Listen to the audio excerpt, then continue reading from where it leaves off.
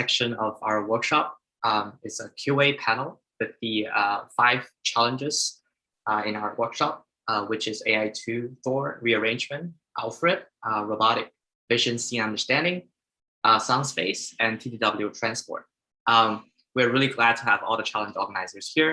Just a disclaimer that even though we call these live panel interaction challenges, not necessarily all the challenges have the interaction component. We also touch upon multiple very interesting topics such as scene understanding and mapping, language understanding and grounding, and also audio simulation and audio-visual navigation. So it's a very exciting. And let's get started by having each of the speakers give a very brief introduction about themselves and 2 or 3 sentences introducing their challenge. So why don't we start with AI2 Thor? Luca, you want to go ahead? Great. Hi, everybody. I'm Luca Weihs. I'm a research scientist at the Allen Institute for Artificial Intelligence, or AI2.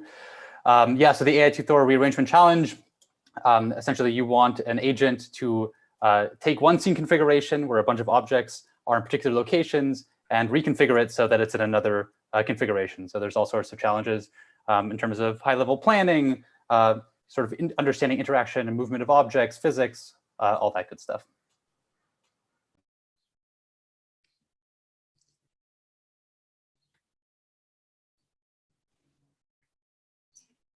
All right, next we have Mohit. Hi everyone, my name is Mohit. I'm a PhD student at the University of Washington, and I'm one of the co-organizers of the Alfred Challenge. The Alfred Challenge involves following language instructions inside an interactive environment, which is the AI2 Thor. And it involves basically a task like, clean all the mugs and put them on the table or something like that. And these are really long horizon tasks, so it takes like a long time for agents to figure them out. They're irreversible actions, so you can't unclean something or you can't unslice something. So there's a lot of interesting challenges in figuring out how to do things, especially in like unseen environments where you've never been before. Great, David. Hi, I'm Dr. David Hall. I'm a research fellow at the Queensland University of Technology and part of the QT Center for Robotics. And our challenge was the Robotic Vision Scene Understanding Challenge, where essentially a robotic agent had to be able to explore an environment and map out that environment in terms of objects of interest, tables, chairs, etc. And the secondary objective was to be able to then identify what objects had changed between multiple traversals of the same environment. Yeah. Cool. Next we have Changan. So hello, my name is Chuang Gan. I'm a research scientist at MIT and IBM Lab. So I'm a co-organizer of 3D World Transport Challenging. So a task that requires robot agent to move and change a large number of objects to fulfill a complex goal under photorealistic and relative also physical realistic environment. Yeah. Right, last we have sound space. Hello everyone, I'm Chen. So I'm a PhD student at UT Austin. I'm coordinating this workshop with Una here. This is the first sound spaces challenge for audiovisual navigation, where an agent is tasked to find a sounding object in the environment. So this is motivated by real life scenarios. For example, someone might calling for help, and the robot needs to find that person and give him help. Or like, for example, baby is crying and the robot needs to find the baby and attend to him. So this requires the robot to understand both the sight and sound in order to complete the task. Yeah. Cool. And we also have Yonatan. Want to give a quick intro? Oh yeah, sure. Hi, I'm Yonatan. I'm an assistant professor at CMU in Language Technologies, and I'm here to take credit for Mohit's work on Alfred. All the smart stuff comes from him, and then I just put my name at the end. Awesome. And also Unnat. I'm Unnat. I'm a PhD student at the University of Illinois. I'm also interested in the general embodied space, and Changan and I worked on the sound spaces simulator and tasks. So I'm here to represent audiovisual navigation as well. Great, awesome. Cool, so I will kick off. I hope I didn't miss anyone. I'll keep up with the first question from Slack. It's kind of a spicy question, so it's good to be the first one. This question is about the action space during the task setup. It seems that a few of the challenges use these kind of magical discrete actions that can pick or place objects. So the question is, if we are using this kind of actuation mode, are we confident that when we are making progress on this benchmark, we are making actual progress for real tasks on real robots? And if not, then is there any improvement we should make for these for the current benchmark so that we're getting closer to that? Anyone want to first take that?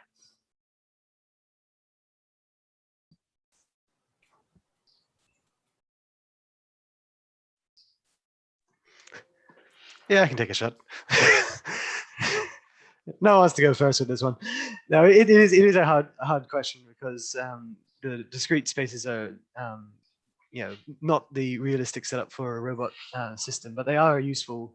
At least I find a useful tool for getting research started in very complex areas. So there's certain tasks where the main task itself is so high level that it's difficult to it's difficult to get that done, let alone all of the complexities of setting up a robot system to work in continuous space, etc.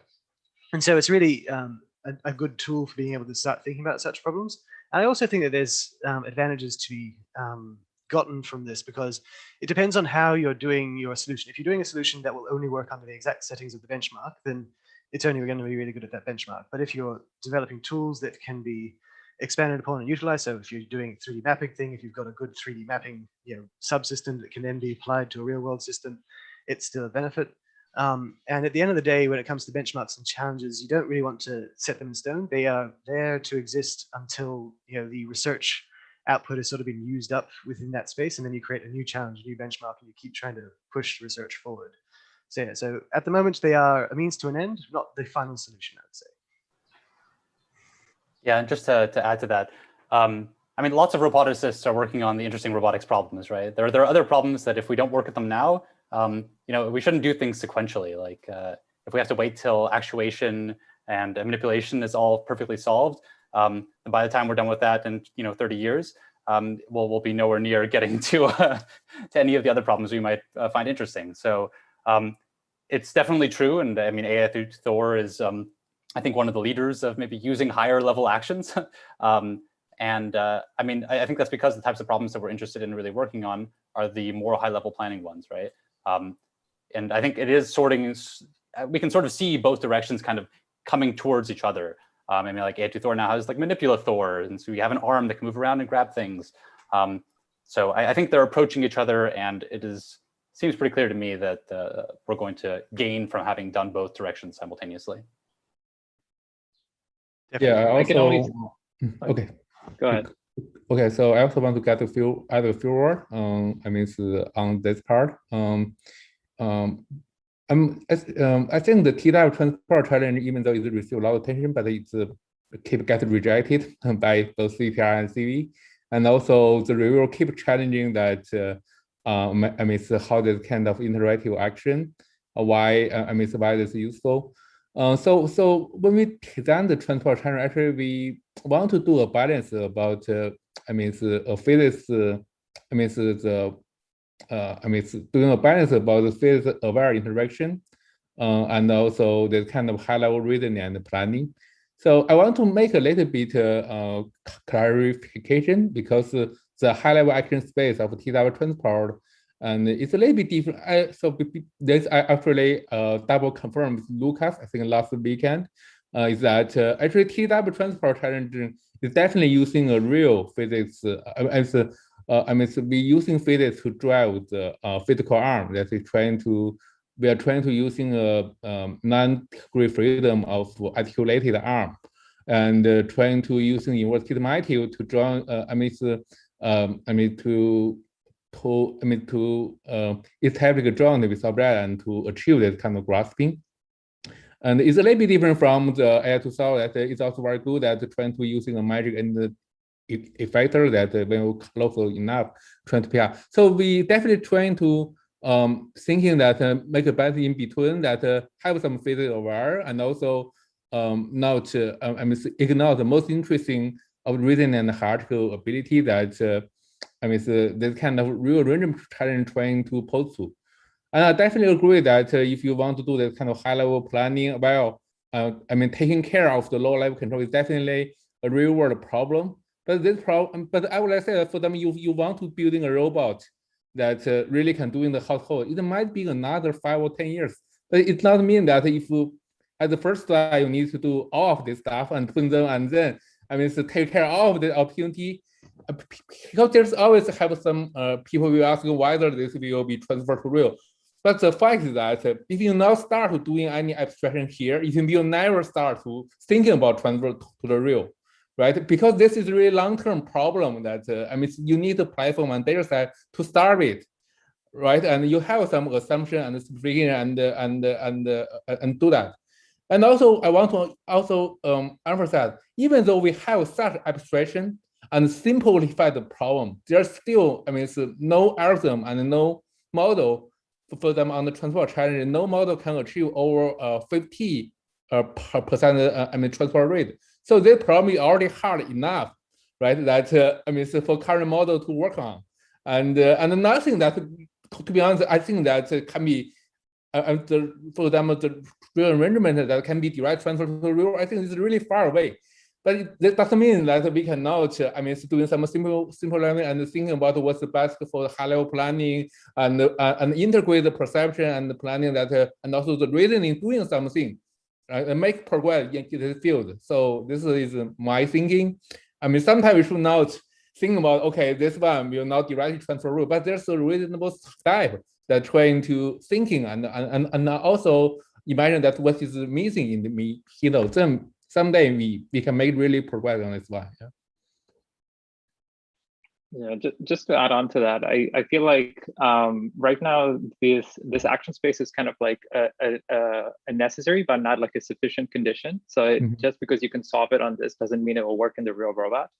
But the question is, can you just even solve it in this simulated setting, right? So like for the alpha challenge, the best model with like perfect manipulation, perfect navigation, actuation for navigation achieves like 16%. So there's still like a lot of unsolved challenges just in terms of like grounding the language and also visual understanding. So before we actually put them on real robots, so there's still a lot of things for us to do.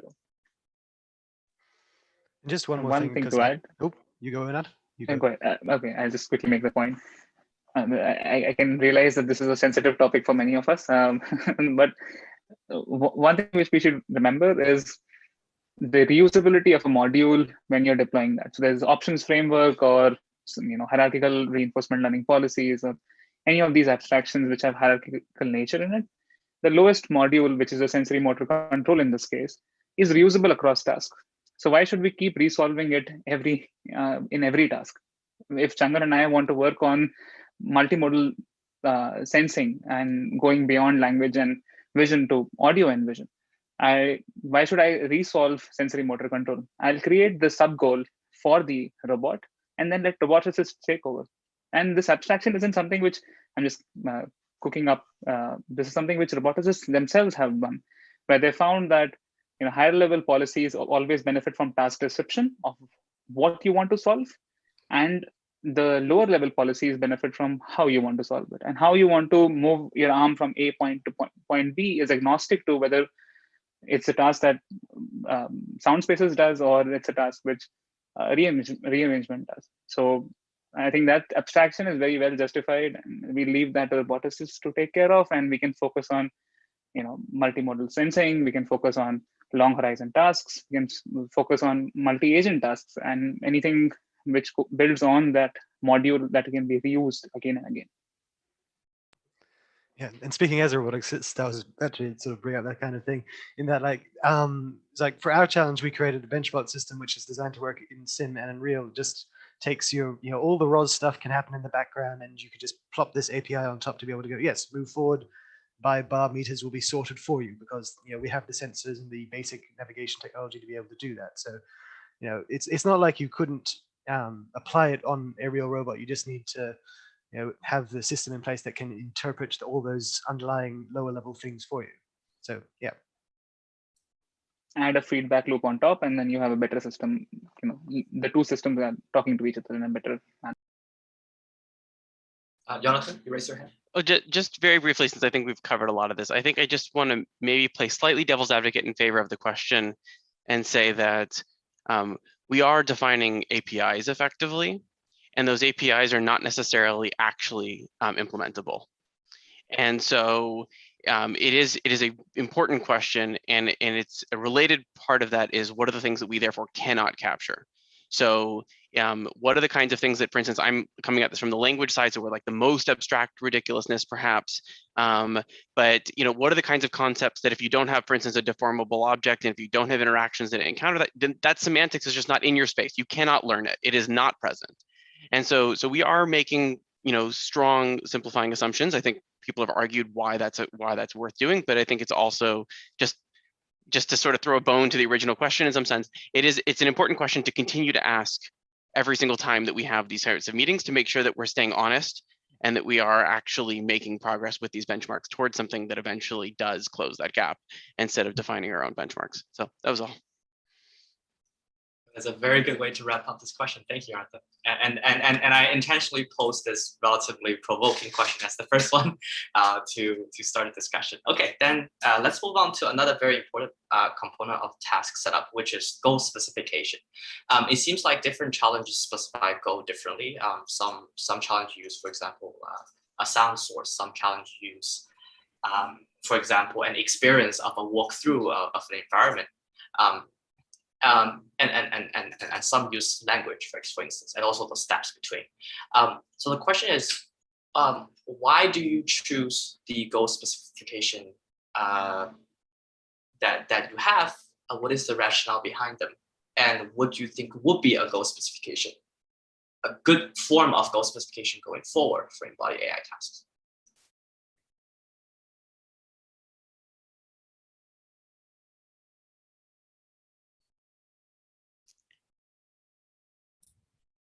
I feel like that really depends on the task, right? Like, for example, for audiovisual navigation, I mean, the task, like our motivation from the real life is like someone is either screaming for help or baby is crying. So in that case, the natural goal is like the sounding object itself. So that's why how we define this goal. And I imagine like for some other navigation tasks, for example, object navigation, the goal is just to find the object. So it's natural to define that object itself as a goal. So yeah, I feel like this is a very task specific question, and there is not a general answer to this question. Actually, it's an interesting question from the previous panel.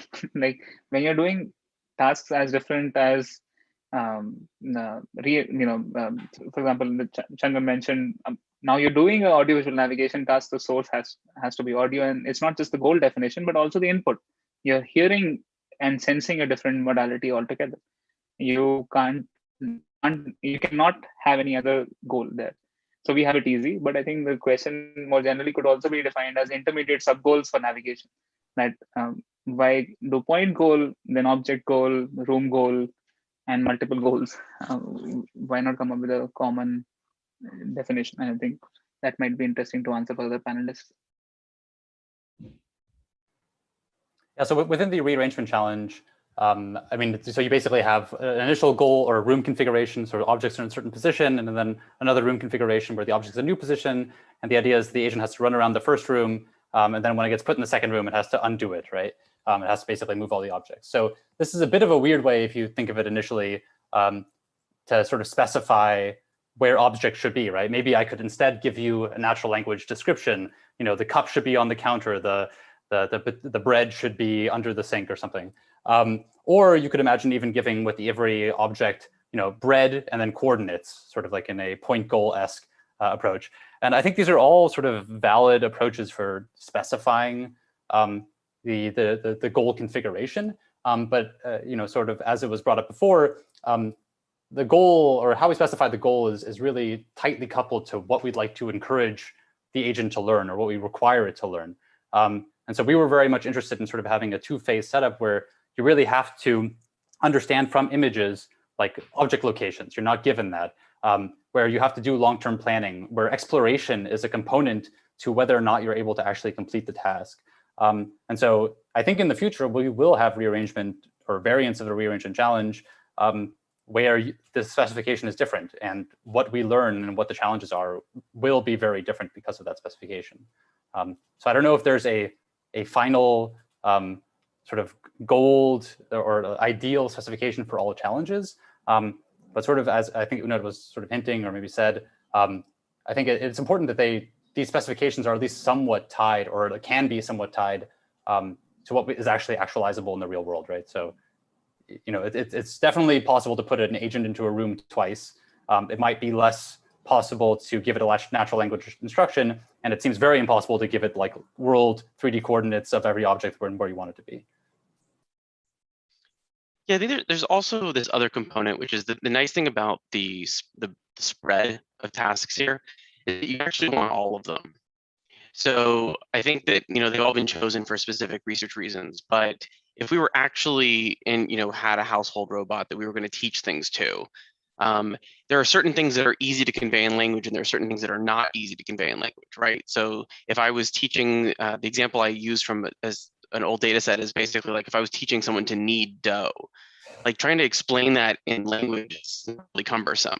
That's definitely something where I'd like to just demonstrate it, or I'd like to, maybe if I was, the room rearrangement, for example, if I was like trying to explain the kinds of core I wanted, and it's like, and doing that in language is this incredibly complicated and frustrating process, but just showing you what I meant is clearly easier.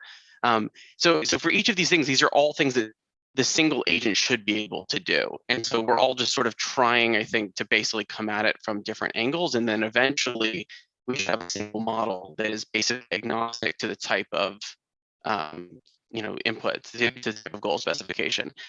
Sort of understand whether it's in language or whether it was by demonstration that we had something in mind, and these. So this is kind of a nice collection of those to start off with.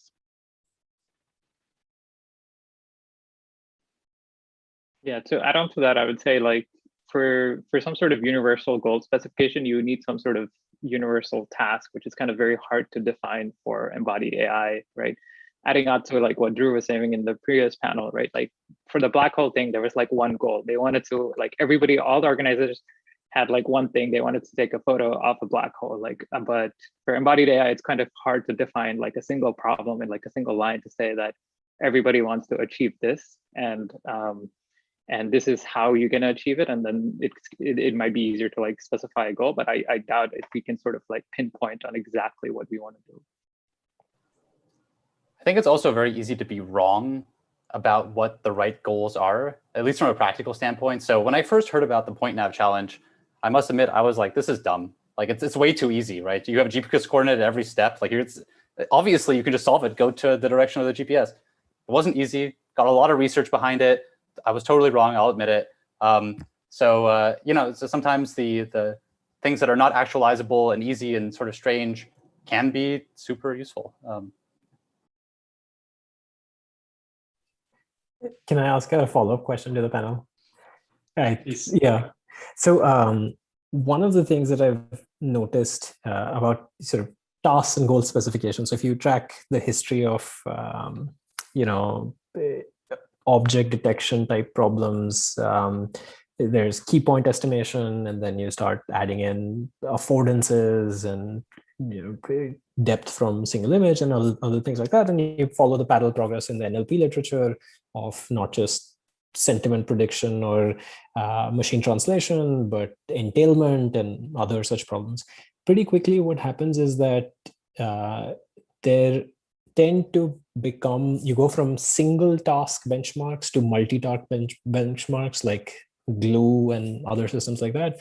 And after a while, it becomes clear that, look, there are some similarities here, and we can create benchmarks where either we force you to just participate in a bunch of these tasks and we will not allow you to measure progress on a single task. Or the other route you take is that here is a common task where we think this is at the trunk of everything that's downstream, which is core to some sort of representation learning in that domain. And when progress gets made on this, everything downstream goes up. So what are thoughts by people on this panel on where are we heading? Are we heading towards, do you in your competitions imagine adding multiple tasks, or do you imagine that there'll be some natural convergence toward the trunk, if you will? I mean, obviously language is the goal for all of us. No, I'm just kidding. Yeah, I totally agree that the language is more like a human robot. You're trying to, I mean, if it's better for some, I mean, household robot that the human wants to specify the goal, and the language it might be the most straightforward way. And I think there's basically what we are trying to resolve is taking the language goal and then translate to the robot language. A robot has their own goal that it would, I mean, to transfer this kind of like natural language and then using that one and transfer to robotic goal that they are trying to learn and navigate or complete the task. Yeah. Yeah, sorry, my language comment was actually just a joke, but I think that I think that it falls under, and this goes to the sort of the previous question that you were extending. It falls under sort of social context, I think, for me. Yeah, so, but I'm not sure that we really need the natural language. I mean, couple this natural language understanding with embodied AI, or we can, build something in between. For example, like visual reasoning, that is some image clarity, trying to building some function program that pass the language to in the middle something that specify the goal that you can do using some semantic parser that couple the language understanding and the goal understanding. So this part, I'm not sure that you need to end-to-end learning language understanding and embodied strategy, or you have first understand language and pass them to yeah. Yeah, sorry. So I'm gonna use a social understanding as sort of like an umbrella here, right? Mm-hmm. So like if a child didn't have strong language abilities, was trying to get their robot to do something, they would use a very different mechanism for demonstrating the goal, right? But the idea is that you would still want the robot to understand that the reason that they weren't using language, or the reason that they were pointing or whatever else, was because of their understanding of the world and what they thought was helpful. And so I think there's this kind of aspect of sort of modeling your interlocutor, modeling your collaborator, which is sort of theoretically present in all of these, but maybe not explicitly modeling in any of these. And so language is one way that you communicate that. It's sort of a social construct, but so are all the others, right? And you really want to, I think, even in these other cases, your move to is increasingly underspecified, right? So for example, if you were doing, I'm going to keep using rearrangement or something like this because it's an easy example, but like you may not actually complete the rearrangement, right? You could imagine basically being like, I put a couple of things that have some sort of pattern to them, and then I sort of stop and I'm like, you get it, right? You sort of want to move to that kind of context where it's sort of understanding what your intent is, similar, with each of these things, even if it's not actually completely specified. But I'm a biased party. Dhruv, to clarify the question, so is it that, are we going in the direction of having multiple tasks on which we all present our numbers on, versus having like one main task, which is sort of all encompassing? Okay, so I kind of hope it's not the latter, in the sense that I don't expect, I feel like there are a lot of interesting domains, and it would be silly to try to sort of push them all together, right? Like I would like to have an embodied representation that would work for like a drone flight and a navigation robot and a robot that's cooking in the kitchen and whatnot. It seems like there is some sort of fundamental representation that encodes interesting things about the world and how they move and how they interact, that should be shared among all these. So I think the practical standpoint is going to be really hard to create a benchmark that would allow you to test across all of these. And it would be a sort of a paradigm shift to thinking about building sort of dynamic representations which work across multiple tasks and action spaces and whatnot. But that's sort of the direction that at least I would like to see it going, because I don't really see there being a singular task which encompasses everything.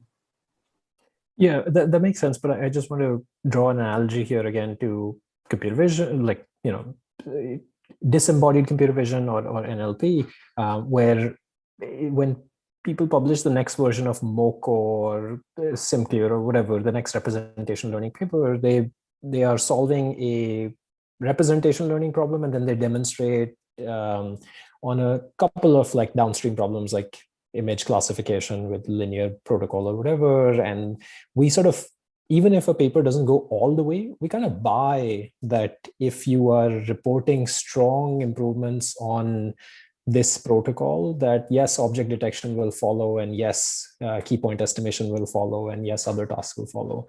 And I'm wondering if will that exist for embodied AI, that if you show me language modeling works really well, then I buy that a bunch of other things will work well as well.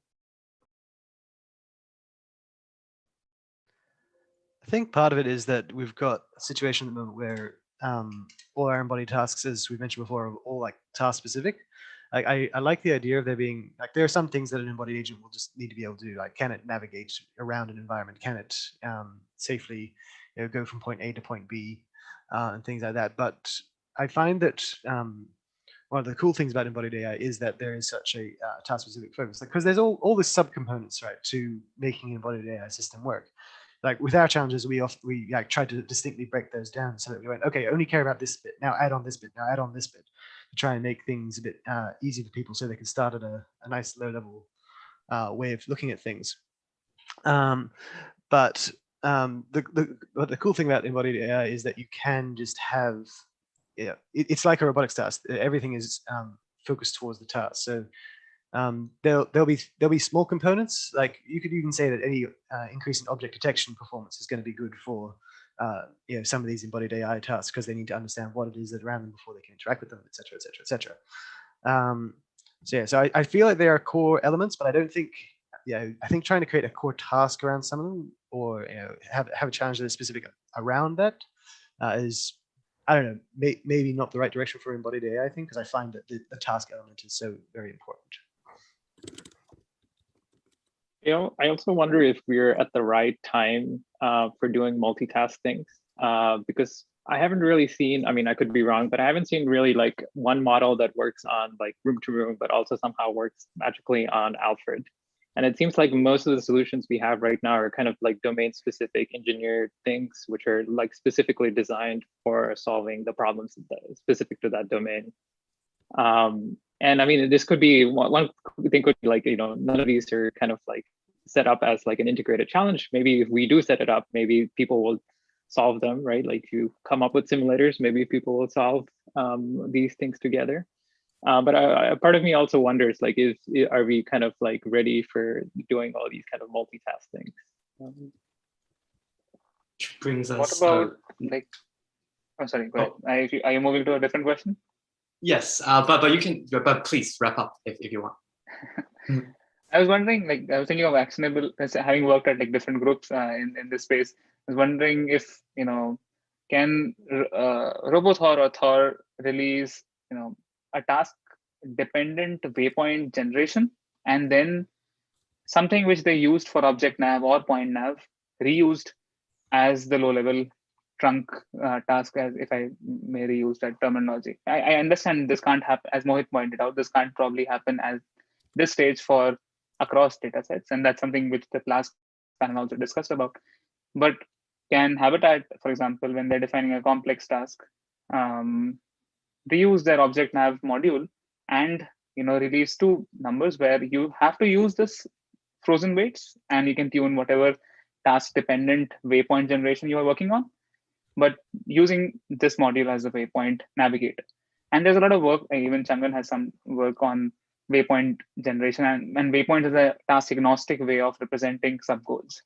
And I was wondering if I'm responding a question with a question that would different stakeholders here for Thor or for TTW or for Habitat, will they be happy to reuse their own tasks from the previous panel as sub-modules to their own? Because they don't seem to right now.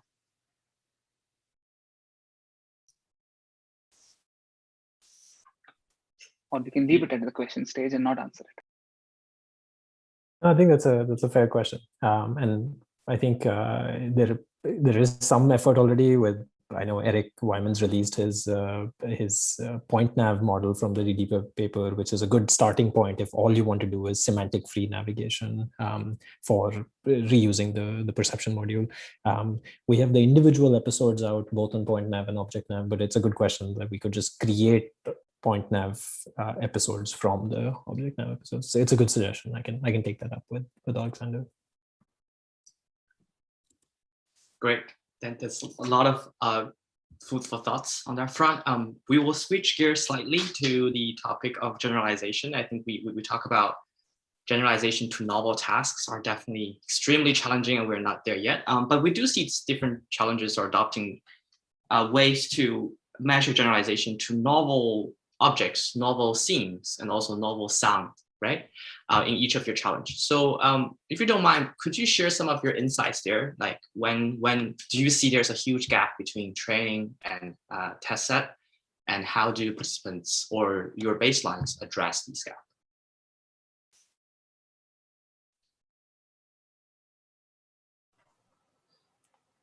So, okay, so in the rearrangement challenge, it's a very hard challenge, right? So we only have a certain number of scenes, and there's a sort of a lot to do. So for our baselines, the only way we really found that was proficient to train them, especially in the two-phase variant of the task, was to use some sort of imitation learning. And imitation learning, especially on these limited number of scenes, massively overfits. So we tried little things to improve generalization, but I think this is still a huge area in which there is such a big gap between really high performance in train versus really low performance in test that, yeah, I suspect the next progress on the leaderboard will be some sort of domain randomization, augmentation type stuff that just blows everything out of the water. For Alfred, there's a huge gap between performance in scene rooms and in unseen rooms. So the best success rate in scene rooms is like something like 44%. But for unseen rooms, it's like 16%. And the challenge, which basically the submission that won the challenge, basically trained a lot of priors. So things like depth estimation, segmentation masks, and also like pose estimation. So they essentially did kind of like a lot of like strong semantic priors for the agent. So it can sort of like figure out what to do in like completely unseen environments. It seems like throwing these agents in with just like RGB input and trying to learn everything just through raw sequences of RGB sequences, especially if your tasks are like super long horizon, is still pretty difficult. Although, I mean, it could change in a few days or a few months, who knows, but at the moment, it still seems very hard to just do everything end to end. Yeah, from our challenges perspective, we made sure that the objects that were trying to be detected in our scenes were ones that were from existing, computer vision data sets, so COCO, just to make things simpler, so we didn't, have to worry too much about the complete transferability. But at the same time, it was interesting because when we can only really speak about our baselines at this point, but when we did our baselines, all we did was that for the two environment sets that we had for development, we just looked at those and kept on trying to improve the score on that by going, okay, what's a simple assumption we can make? Chairs are on the ground, tables are on the ground, etc. And finding small little bits of information like that, but did transfer well between scenes, despite the fact that the scenes were very different looking between the development set and the testing set. So yeah. So for some basis challenge, so we test the agent on both unseen environments and unheard sounds. And we found that like the generalization from heard sound to unheard sound is pretty bad. Like the performance on unheard sound can be like 40%, no 40%, 0.4 SPL, and then the performance on unheard sound can be like 0.3 SPL. So it's pretty bad to generalize from like heard sound to unheard sound. And some of the participating teams have like tried to use pretty much like data augmentation techniques to improve the generalization. For example, by either inserting unheard, like some distractor sounds in the environment to prevent from like overfitting to the sounds in the training set, or use some kind of adversarial training to help the model to generalize better to unheard sounds. Yeah. In the TW transfer challenging, when we designing the challenge, it's more like a task motion planning benchmark, and we don't find any evidence that it's purely reinforcement learning, hardware reinforcement learning can do even well in this training environment. So that's why we propose some hierarchical combining. I mean, it's mapping and planning, and as well as I mean, it's also so we also using a little bit of learning to train intelligent baseline. Let's say it's more like a neural slam based approach.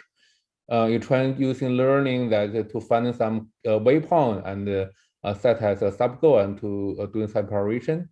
We find that in the training side, I mean, it definitely can be better than a random preparation, but we don't find clear benefit when it transfer to the testing task compared with the frontier preparation. That basically you build a map and randomly choose a point as a set goal. We don't find a clear advantage in the testing side.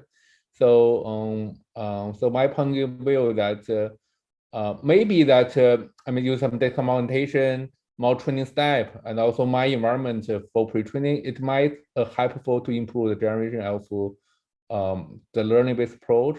But for at least for the it's the theta transfer was challenging. That's a kind of requirability of reasoning and high-level planning. And we don't find evidence that the purely learning approach that is can do well even in the training environment. Yeah.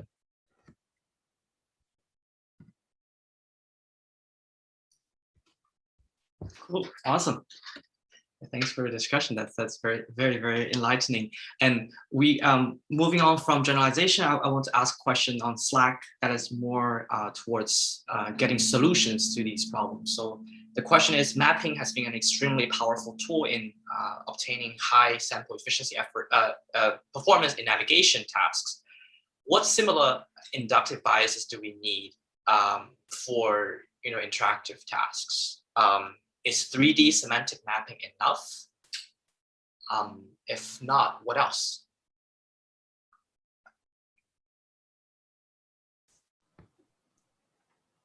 So I think at least the downside that I see with many semantic mapping systems, even in 3D, is that they are not very robust to changes in the environment, right? So I think this is a big push that's hopefully happening in that domain.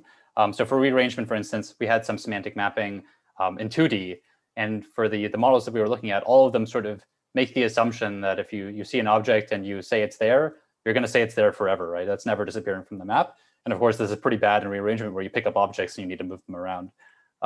So I guess I would like to see some sort of semantic map, but that is somehow enriched with an understanding of sort of physical properties and understanding of at least like the sort of Newtonian physics, right?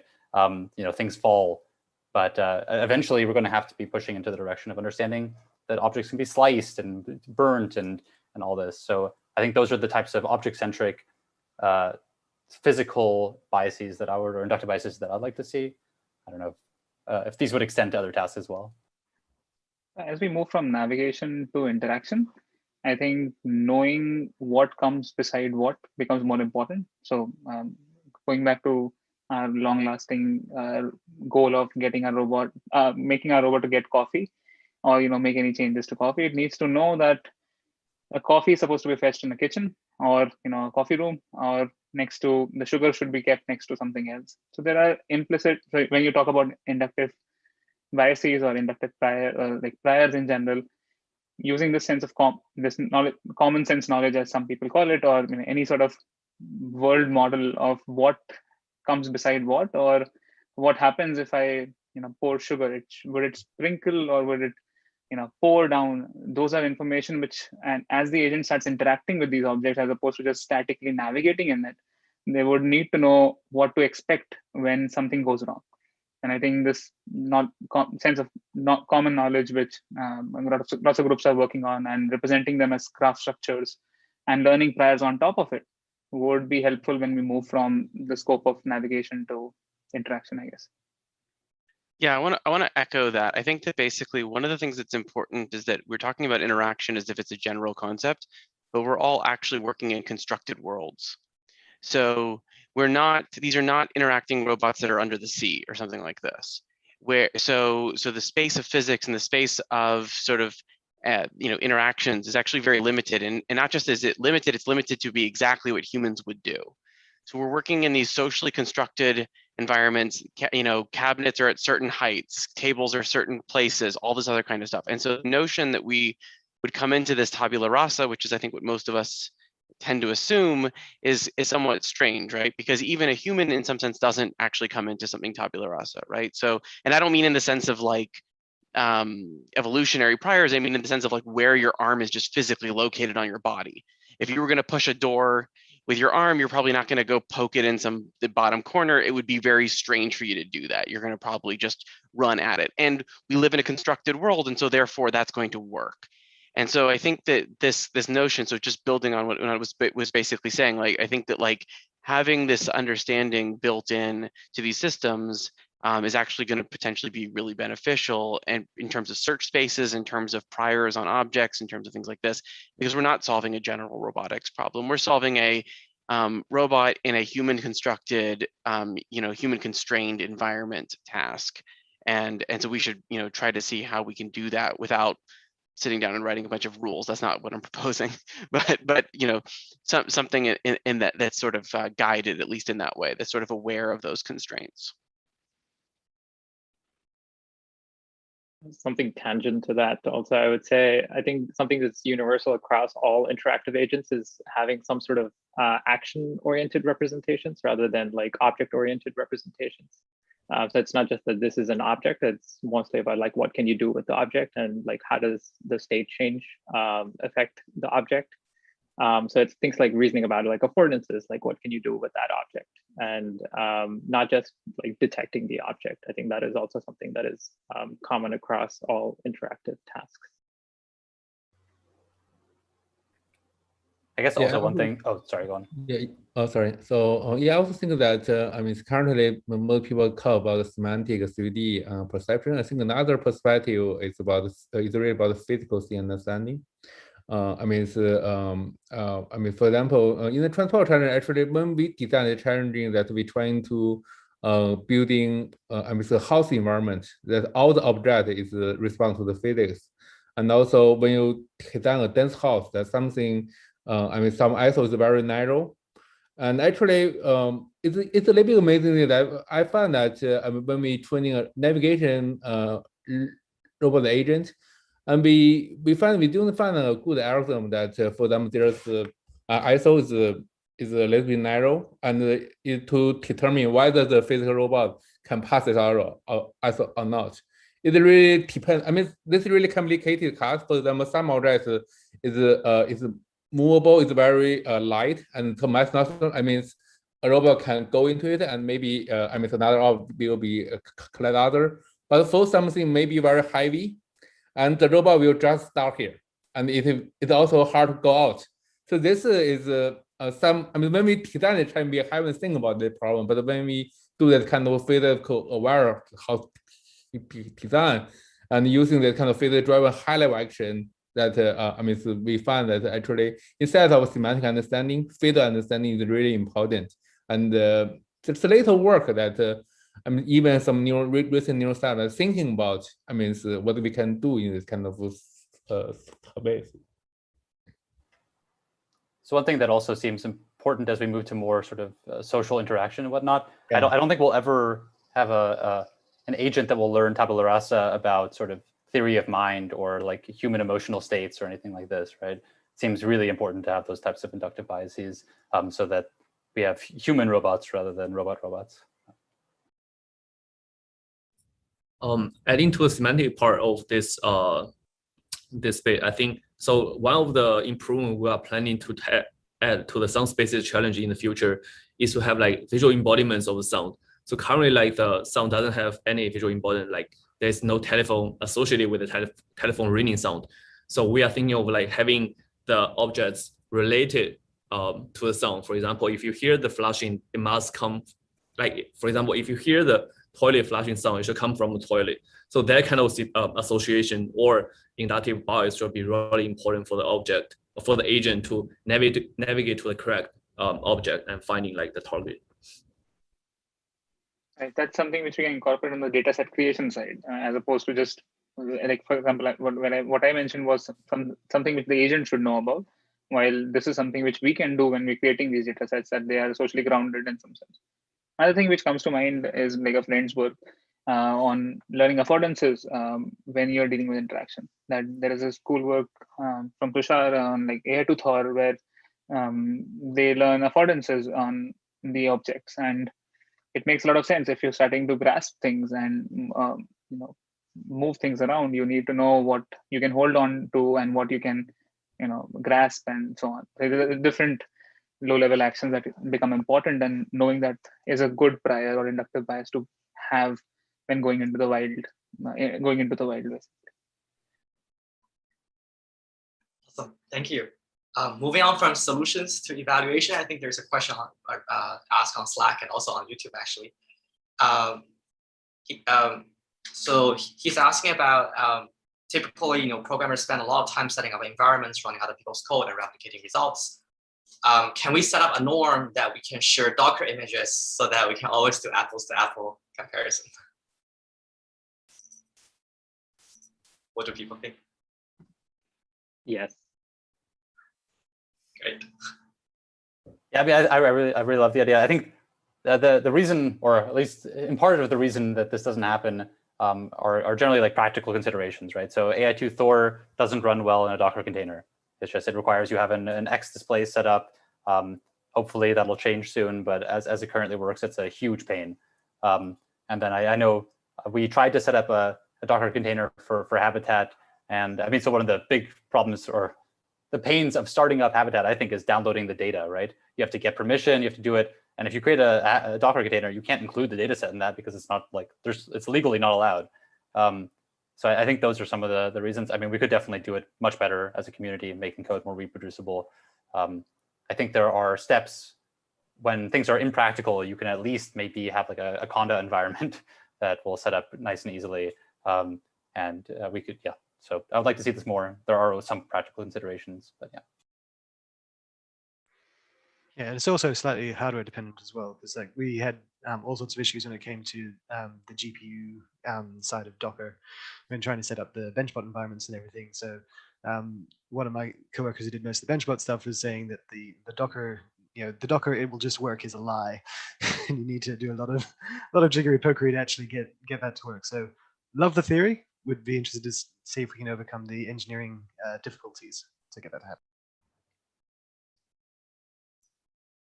Yeah, actually, CVPR transport challenge that we spent a lot of engineering effort, and you definitely already put in a Docker container that people can feel free to use that one. Yeah. Great, awesome. With last bit of time, I would love to wrap up with like a blue sky question.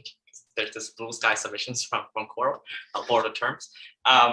So if you really have a lot of engineering resources and that can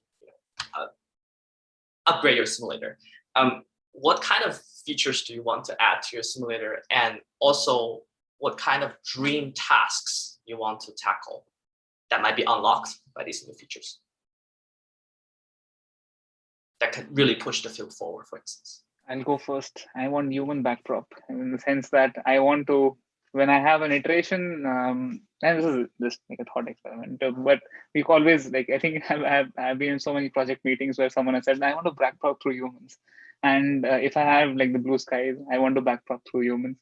I want to like take this checkpoint and deploy it in the real world, get infinite feedback or like good feedback, and modulate my learning better. So the entire field of embodied AI is a hack in trying to simulate that and not have to backprop through humans or through real reports, I guess.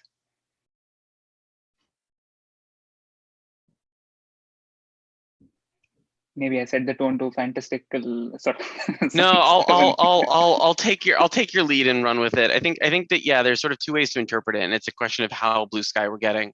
I think that when if I think of something that's sort of in the middle there, it's somewhat similar, which is sort of an AR kind of situation. So I think that there is this kind of frustrating thing, which, and this goes back to, I think, basically the first question about APIs, is that we're interacting, we have a different API for our agents than any human would ever have, or any robot for that matter would ever have. And so that disconnect is frustrating. And so that means that if you wanted to basically have a human step in and correct something, if you wanted to collect, runs inference where you actually had a human in the loop or whatever it might be. There really isn't a way to do that right now. And that's not just, partially that's an engineering thing, which is, we need AR sort of compatibility or whatever it might be or something to this effect. And part of it is also just that tech is not pervasive, right? It's not like we all have HoloLenses at home or something like this that we can just plug into. So there's a few pieces there, but I think that that's kind of the baby step, which I think is very similar in spirit, which is that we want to get a human in the loop somehow. And then once we do that, then there's a whole bunch of other stuff we'd like to close the gap on, right? But that's I think that first step is being able to at least run inference with humans in the loop. And maybe in an active setup, in the sense that if it would be awesome to have a robot or like an agent be stuck at some point. Let's do everything in simulation where the robot is stuck at some point and needs feedback as to what would be the optimal step here in an active learning setup. And that's when a human who's like sitting online and playing video games is like, okay, maybe I'll teach this dumb robot how to do things. And if I have good resources, I would have an online learning AWS Turk, the Turk Turkers running at all times, where whenever my agents are stuck and they ask for help, some human steps in and like, okay, I'll teach you how to do. And even just confirmation, right? I think any So any language is almost never unidirectional, right? And so from my perspective here, similarly, like it doesn't make sense at a certain point to be learning that way. You always are learning with confirmations and corrections and so forth. So yeah, but I totally agree.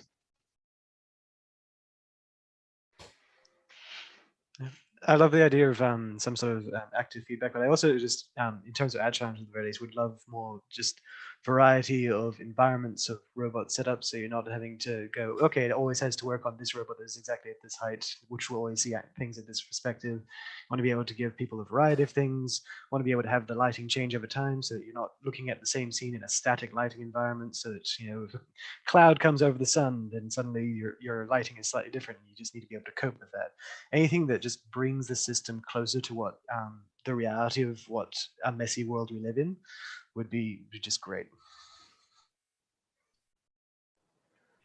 I would love to see sort of full, rich, super fast local physics that is, it allows you to simulate at more than, like tens of frames per second per object. I mean, I think there are just so many problems which become so much more difficult because because physics is so hard and so slow. So if, even rearrangement is part of this, that, it doesn't get the 1000 FPS that we get for like point nav or object nav. And it just makes it harder to run experiments parallelly. It just makes everything harder. So I think having that kind of really well engineered physics system that cares about the things that we actually care about would be super valuable, and then enable sort of projects across the board. Yeah, me, so sorry, go ahead. Go ahead. Yeah, for me, like every year, I like one of my favorite things to do is go through the SIGGRAPH videos of the latest simulations every year, and they have like some amazing thing every year, like cutting bread or like folding cloth and pouring like non-Newtonian liquids and everything like that. If you could somehow get them into our simulators with a full house, I think that would be kind of cool. But it would probably take like 5 days to render one frame or something like that. Yeah, I think, I agree with that. I think like for some spaces, one of the bottleneck is on the acoustic simulation, especially like how to simulate the materials of different objects, of the seating of the walls correctly, so that you can hear the sound very, very realistically. And that's have been proven very hard. Like you cannot sample the material very correctly into a simulation, and also like model different bandwidth correctly. I mean, there is a trade-off. Like either you can model them at low resolution with ray tracing based solution, and then or like higher resolution with waveform based solution, but very low FPS. So I think like an ideal acoustic simulation we would love to have is like high FPS and very realistic acoustically.